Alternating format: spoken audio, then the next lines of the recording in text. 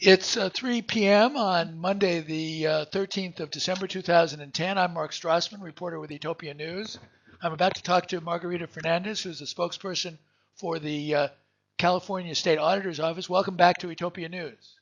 Thanks, Mark. Thanks for having me back. Now, thanks to the internet, I was able to watch the meeting of the, I guess we'd call it the interim or the partial California Redistricting Commission last week, and they made some important steps forward. Tell our audience who they are and what they did. Well, Ashley, so I'm glad you were able to watch them. That means our equipment was working. They are the first 8 commissioners for the Citizens Redistricting Commission.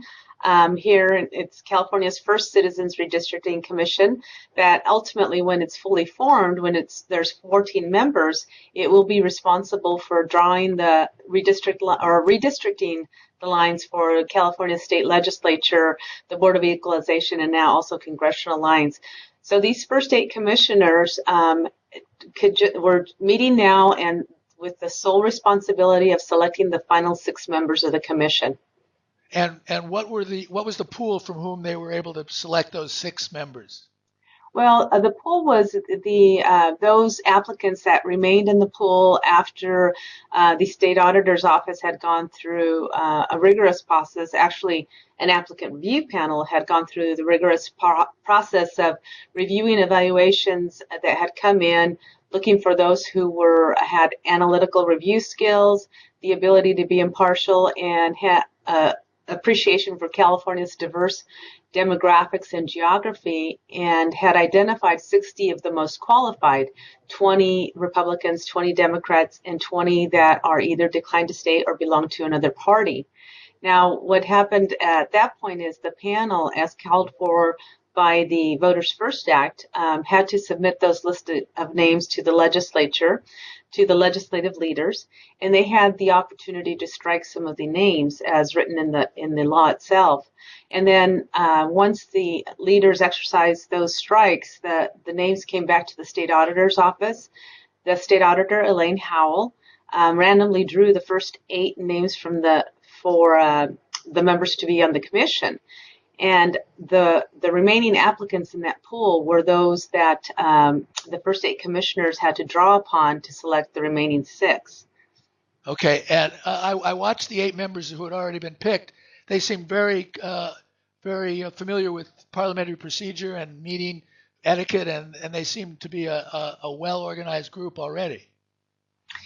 Yeah, they got to business. They went through the process. They actually met November 30th and had some training and reconvene a recess so that they could review all the application material and all the applicant interviews that were also live streamed as well when that process was going. And they took all the material with them and they reconvened on Friday when you watched, and they went through the process of looking at the 6 names. They have to select 2 Democrats, 2 Republicans, and 2 that are either declined to state or belong to another party. And based on what they did, what were the criteria that they used beyond the distribution, the equal distribution amongst the parties?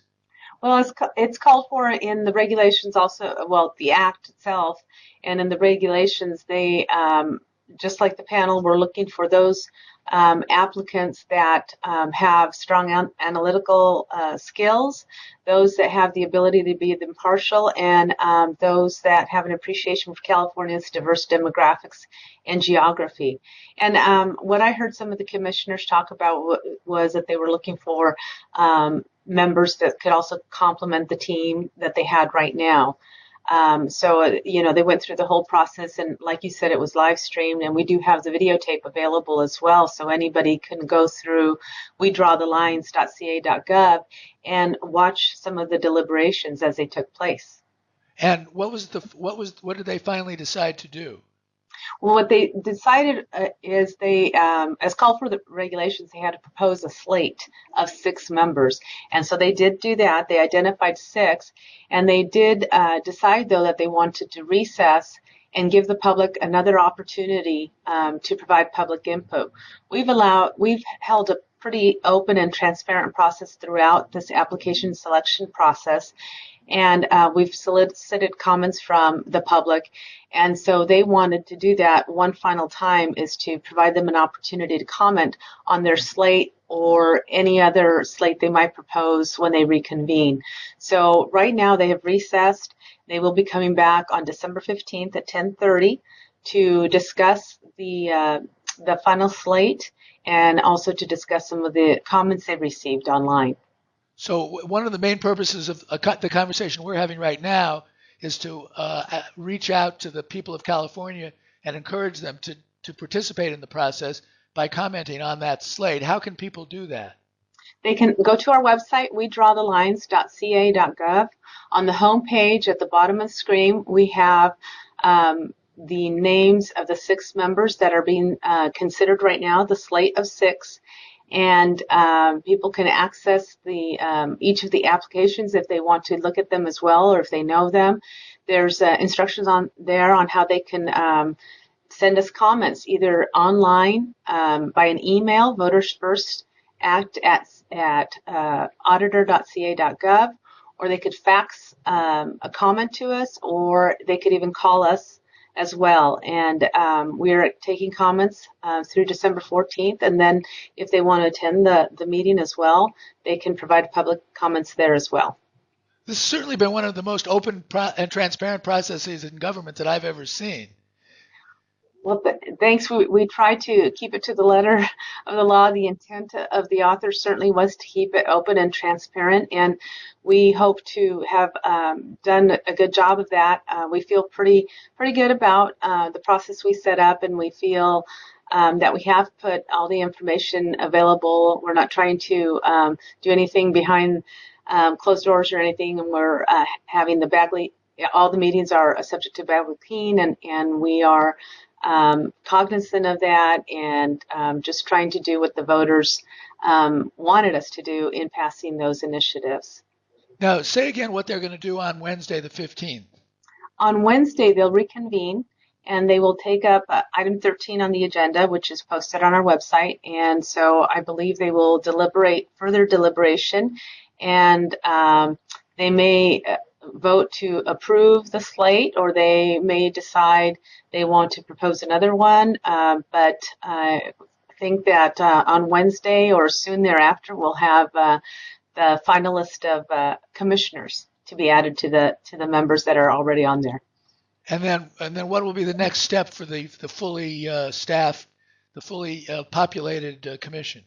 So then the duties of these first 8 members of the commission will have been fulfilled, and once the 14-member commission is formed, which it has to be by the end of December, they are ready to start working. Will be ready to start working.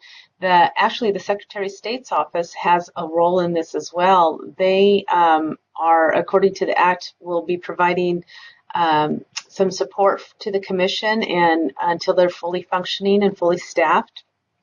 And in fact, we did have a member from the Secretary of State's office presenting some information at the last meeting on Friday, December 10th, to discuss this transitional period. But once they're fully formed, they will take oath, and they will be charged with drawing the lines for the state Senate, Assembly, and Board of Equalization, and also the congressional districts as well.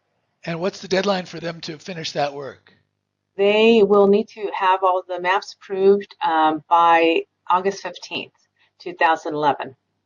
Okay. I'm hoping maybe later this week we'll be able to talk to some of the members themselves and talk to them about what they've done on Wednesday. And I want to thank you for all your work in keeping the California population and others fully informed about what this very transparent organization is up to. Well, thanks, Mark, and I want to thank you also for helping us keep everyone informed through it's through the media and other methods like that we can have everyone involved and keep them fully engaged in the process. So thank you. You're very welcome. Thank you again. All right, I will talk to you later. Bye. Okay, bye-bye.